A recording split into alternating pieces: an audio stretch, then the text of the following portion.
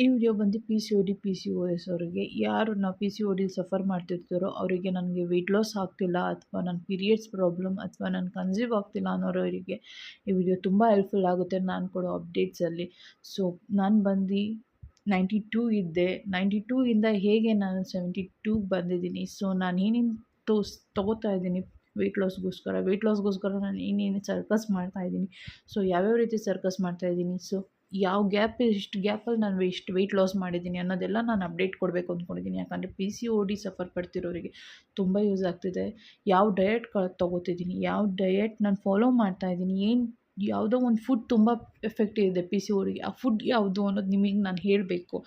So ನಾನು ಬರೀ diet food ಮಾತ್ರ ಮಾಡ್ತಾಯಿಲ್ಲ. ಸೊ ನಾನು ನಾರ್ಮಲಾಗಿ ಎಲ್ಲ ಥರ ಫುಡ್ ತೊಗೋತೀನಿ.